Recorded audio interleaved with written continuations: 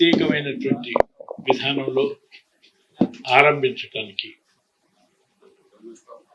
ఇచ్చేసినటువంటి నా పక్కనే ఉన్న నా సహచర మంత్రివర్యుడు ఒకనాడు, సహచరుడు, ఇప్పుడు ప్రస్తుత ఆంధ్రప్రదేశ్ స్పీకర్గా ఉన్న మిత్రుడు అయ్యన్న పాత్రుడు గారు ఈ హాస్పిటల్ని ఎస్టాబ్లిష్ చేసి చికిత్స అందించడానికి ప్రజల ముందు ఉన్నటువంటి డాక్టర్ సువర్ణ, డాక్టర్ సంపత్, ఇతర వాళ్ళ టీం వారికి ఇక్కడ ఇచ్చేసినటువంటి వారి ఆత్మీయులకు, ఆ తర్వాత ఈ హాస్పిటల్ యొక్క ప్రత్యేకతను చూడటానికి వచ్చినటువంటి ఔత్సాహికులకు, దాంతోపాటు మీడియా మిత్రులందరికీ నా ధన్యవాదాలు.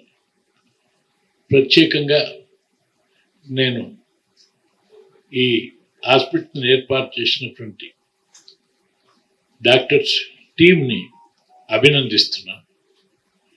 అదేవిధంగా దాని యొక్క ప్రత్యేకతను గురించి ఇప్పుడు యాంకర్ గారు మీకు కొన్ని మాటల్లో తెలియజేసినారు. ఆ విషయాలన్నీ నేను మాటల్లో తెలియజేయకుండా ఒకటే, ఇది అటు ఆంధ్రలో కానీ ఇటు తెలంగాణలో కానీ లేని అత్యాధునిక సౌకర్యాలని కల్పిస్తూ వాస్కల్ ట్రీట్మెంట్ విధానాన్ని ఒక నూతన మార్గంలో తెలియజేయటానికే కాదు, ఆ చికిత్సల్ని రోగులకు అందించి ఒక పట్టణంలోనే ఉన్నాయి కాదు, మారుమూల రోగులకు కూడా వీడియో ద్వారానైనా మారుమూల గ్రామాలకు కూడా ఈ చికిత్సను అందించి అందరికీ ఇవాళ తక్కువ ఖర్చుతో కూడా అందించే మార్గాన్ని అన్వేషిస్తున్నందుకు నేను సంతోషిస్తున్నాను, అభినందిస్తున్నాను. ఈ కార్యక్రమం నేను మీ ప్రత్యేకతను చూసిన తర్వాత నా అనుయాయుడే ఒకటి వాస్కులర్ కొరకు ఈ మధ్య ట్రీట్మెంట్ కొరకు వస్తే కొంత భాగం చేయించిపోయినాడు. మొదటి నేను మీ దగ్గరికి పంపించి టెస్ట్ చేస్తాను.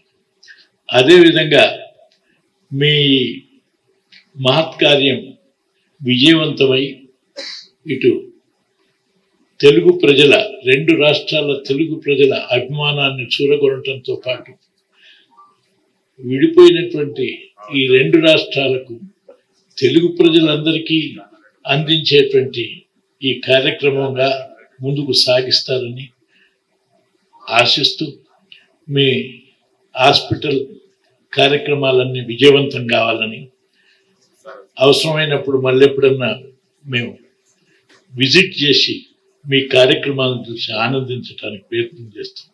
ప్రత్యేకంగా మీ అందరికీ దసరా శుభాకాంక్షలు. సరే, ఈ విషయాన్ని కూడా మీరు నోట్ డౌన్ చేసుకోండి. ఈ కార్యక్రమానికి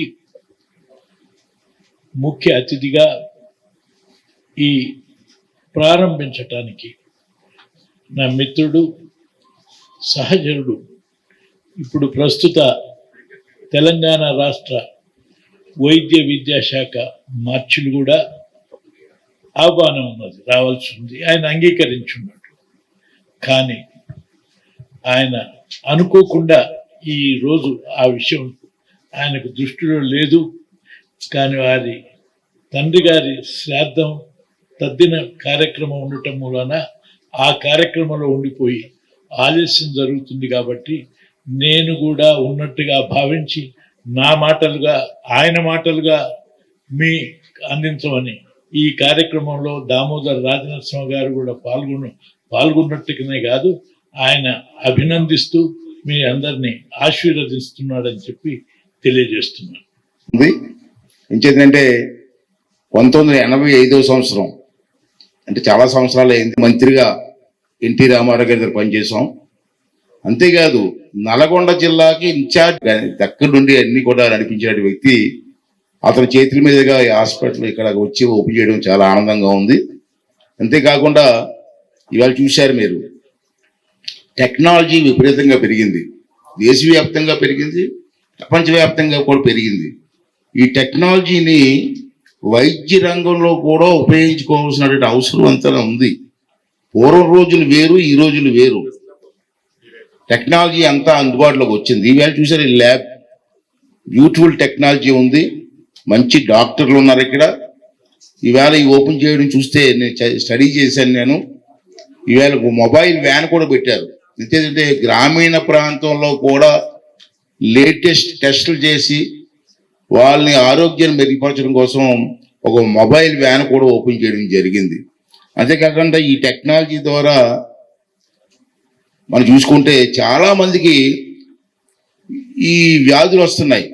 ముఖ్యంగా డాక్టర్ గారు వారు స్పెషలైజేషన్ చూసుకుంటే పోలీస్ డిపార్ట్మెంట్లోని మిలిటరీ డిపార్ట్మెంట్లో కూడా ఈ వ్యాధి ఎక్కువగా వస్తూ ఉంటుంది. ఎందుకంటే ఎప్పుడు నిల్చొని ఉంటారు, సర్వీస్ అంతా రోడ్ల మీద నిల్చొని ఉంటారు. 24 గంటల్లో 10-15 గంటలు నిల్చొని ఉంటారు కాబట్టి వాళ్ళకి వస్తుంది. కాబట్టి అటువంటి వాళ్ళకి ట్రీట్మెంట్ చాలా అవసరం. చూస్తే తెలంగాణలోని ఆంధ్రాలో లెక్క పెడితే ఇటువంటి స్పెషలైజేషన్ డాక్టర్లు నాకు తెలిసి 20 నుంచి 25 మంది కంటే ఎక్కువ లేరు. Okay sir, I'm right? తెలంగాణలో ఆంధ్ర కలిసి 25 మెంబర్స్ కంటే ఎక్కువ లేరు ఈ స్పెషలైజేషన్లో. అంటే అటువంటి డాక్టర్స్ని మనం ప్రభుత్వం ఎంకరేజ్ చేయవలసిన అవసరం ఉంది. ఇటువంటి సెంటర్స్ని ఎంకరేజ్ చేయాలి. చాలా మంది కొత్త డాక్టర్లు వస్తున్నారు. అటువంటి డాక్టర్లు అందరినీ ప్రోత్సహించి ప్రజలకి అందుబాటులోకి తీసుకురావడం కోసం ప్రయత్నం చేయవలసినటువంటి అవసరం ఉంది.